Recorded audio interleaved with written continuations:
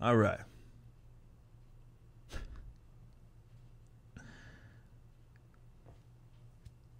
There are people that exist in this world that actually believe that, if you bring up the fact that, and like I say all the time, these people have never been concerned with the idea of state violence. That has never been their concern. Their obsession is with a perceived disparity. And I mean perceived as in a lot of their talking points are debatable. Who gets their ass whooped more or less by way of the state? And my argument has why I don't, like I said what that was Self-Ownership, the song Self-Ownership by my band Backwards. And I say you focus on the racism, ignoring all the statism. Because, and what more so what that line means is that you got people that, well, let's say somebody dies by way of the police, hands of the police, be it in custody, in whatever it is. The first thing that a lot of these weirdos focus on is the race. And can they make some sort of racial play on it before they'll start protesting and stuff like that? You see, this is why the solution is never going to be a thing. They're more concerned, and they would be happy in the event that the state was, again, whether they do it or not is up for debate. I'm talking about how they perceive it, how they look at it. But if they thought that everybody of all races were equally getting their asses whooped by the state, they'd be perfectly fine. They wouldn't find any issue. Their obsession is with, again, a perceived disparity. Now, whether it's there or not is absolutely up for dispute. But it doesn't matter if in a given time where you look at, let's say, an innocent person doing something that it did, let's say there was no victim in it, there's no actual crime there, and in that unfortunate, let's say, conflict with a state agent, a police officer ends up in his death, and I take issue with that, it doesn't matter what the race of that guy is.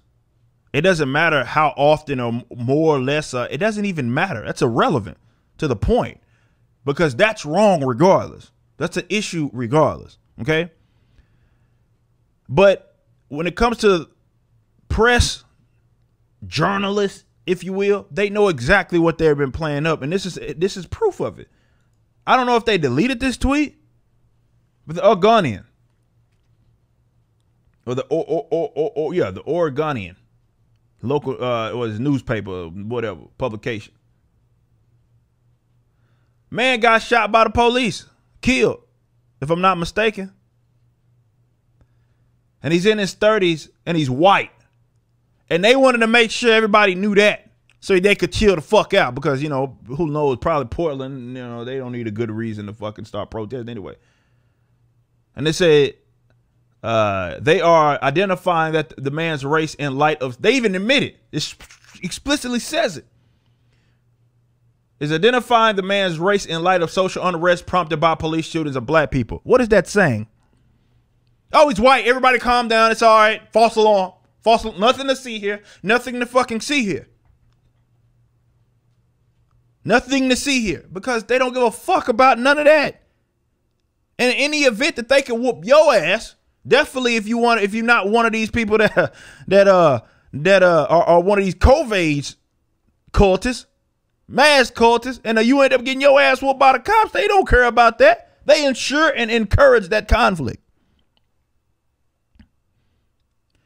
They're saying nothing to see here. Explosions and shit going on in the background. Nothing to see here. Just relax. Everybody chill out.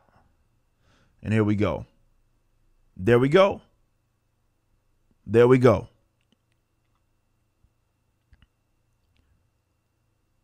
They know what they talk up. When you look at the coverage, and this is what they're admitting here. They might not know it, and maybe they realized it and it was too late.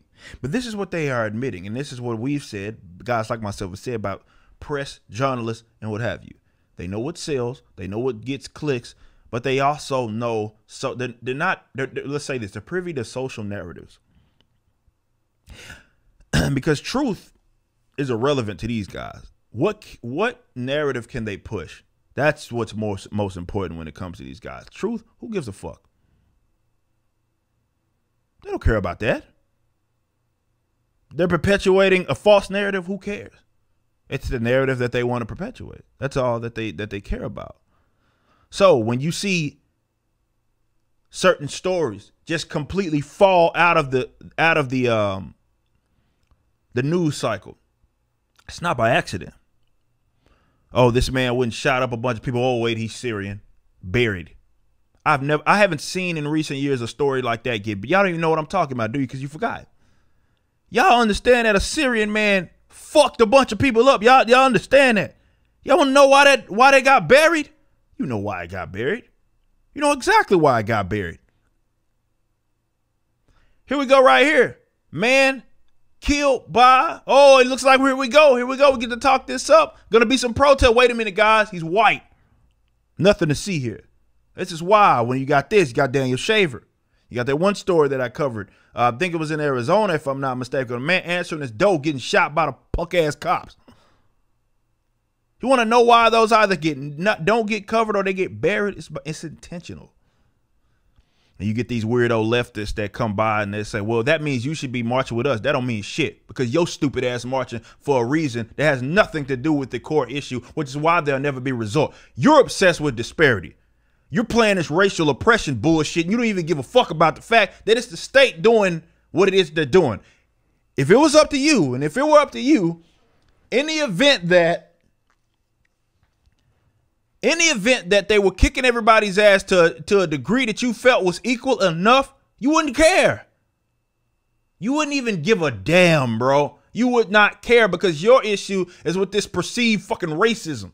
You don't care now nothing about aggression, which is why you hear these guys advocate things that are antithetical to one another. Gun control, ACAB, two completely contradictory, antithetical positions, but they're stupid and their actual issue is not with aggression by way of the state. That is not their issue there.